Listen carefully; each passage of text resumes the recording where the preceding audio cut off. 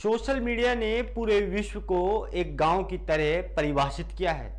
Globalisation की वजह से हम सबको दुनिया के किसी भी कोने में बनने वाली चीज हमारे घर तक डिलीवर हो सकती है।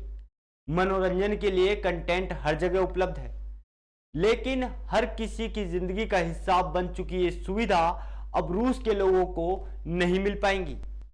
ऐसा क्यों होगा, ये भी आपको बताते हैं। रूस और यूक्रेन के बीच युद्ध बढ़ता ही जा रहा है। गुरुवार को जंग के 10वें दिन रूस ने यूक्रेन के शहरों पर हमले तेज कर दिए। एक और जहां रूस हर हाल में जंग जीतने के लिए कुछ भी कर गुजरने को तैयार है, तो वहीं दूसरी ओर इस हमले के बाद से रूस पर दुनिया भर के देशों ने जिस तरह से आर्थिक स्ट्राइक की है, उससे रूस का बुरा हाल हो गया है। एप्पल, नाइकी से लेकर वोल्वो, मर्सिडीज जैसी कंपनियों ने देश में अपना संचालन रोक दिया है और रूस को करारा झटका दिया है। अब इस कड़ी में आइकिया का नाम भी शामिल हो चुका है। गौरतलब है कि आइकिया ने गुरुवार को रूस में अपना संचालन बंद करने का ऐलान किया है।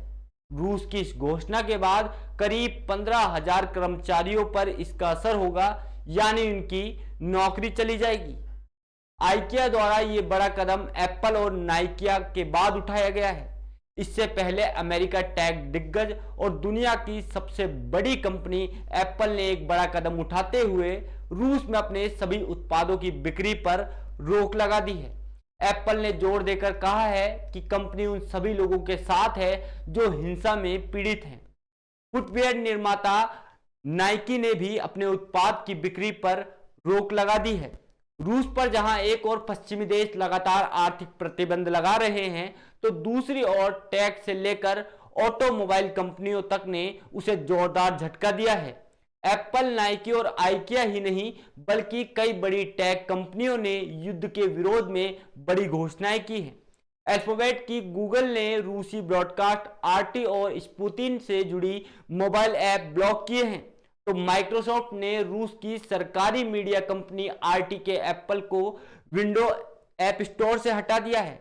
नोकिया ने भी यूक्रेन पर हमले के खिलाफ रूस में अपनी सप्लाई को प्रतिबंध कर दिया है। सिर्फ टेक कंपनियों ने ही नहीं, बल्कि रूसी राष्ट्रपति व्लादिमीर पुतिन के यूक्रेन पर हमले के निर्णय के खिलाफ ऑटोमोबाइल सेक्टर में भी हड़कंप मच गया है। रूस के राष्ट्रपति व्लादिमीर पुतिन ने जिस तरह से यूक्रेन पर हमला किया है, उसके बाद ऑटोमोबाइल कंपनियों ने भी सख्त रुख अख्तियार किया है। इसके चलते रूस में वोल्वो कार ने रूसी बाजार में अपनी कारें भेजने पर रोक लगा दी है। जैगुआर लैंड रोवर ने भी यही कदम उठाया है। मर्सिडीज ने एक कदम आगे आते हुए रूसी ट्रक निर्माता के अपनी साझेदारी को समाप्त कर दिया है। इसके अलावा फोर्स मोटर ने रूस में अपना सारा कामकाज अगली सूचना तक बंद करने का ऐलान किया है। इन कंपनियों के अलावा ऑटो क्षेत्र की दिग्गज BMW, Aston Martin, general Motors समेत कई कंपनियों ने ऐसे ही कदम उठाए हैं। बुधवार को यूरोपियन यूनियन ने रूस के 7 बैंकों को स्विफ्ट से बाहर का रास्ता दिखा दिया है। तो यूक्रेन से जंग में भारत ने भी रूस से कारोबार पर रोक लगा दी है। रूस में भारत के सबसे बड़े ऋणदाता भारतीय स्टेट बैंक और mid size public sector bank Canara bank का एकमात्र जॉइंट बेंच है। इसका नाम कमर्शियल इंडो बैंक LSE है। इसमें SBI की 60%, जबकि कैनरा बैंक की 40% हिस्सेदारी है। SBI ने साफ कर दिया है कि अंतर्राष्ट्रीय प्रतिबंधों के दायरे में आई रूसी इकाइयों के साथ वह किसी भी तरह का ट्रांजैक्शन नहीं करेगा। इसके साथ ही अंतर्राष्ट्रीय बैंक HSBC ने कहा है कि वह रूसी बैंकों के साथ अपना कारोबार का जो रिश्ता है उसको खत्म करता है। वहीं रेटिंग एजेंसी फिच और मूडीज ने आर्थिक प्रतिबंधों की मार झेल रहे रूस के लिए ही सॉवरेन रेटिंग को घटा दिया है। इसके साथ ही मूडीज ने भी रूस की रेटिंग को यह कहते हुए कम कर दिया है कि युद्ध से उपजे हालात रूसी अर्थव्यवस्था को कमजोर कर रहे हैं।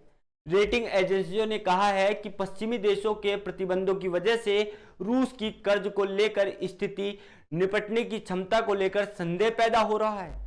बाजारों में उथल पुथल मची हुई है और रूसी करेंसी धराशायी होती हुई नजर आ रही है। अब देखने वाली बात होगी कि कब तक ये युद्ध चलेगा, क्योंकि जितना ये युद्ध चलेगा, जो ऑटोमोबाइल सेक्टर हैं और तमाम बड़ी दिग्गज कंपनियां हैं वो रूस के खिलाफ अपना जो कड़ा रुख अख्तियार किए हुए हैं।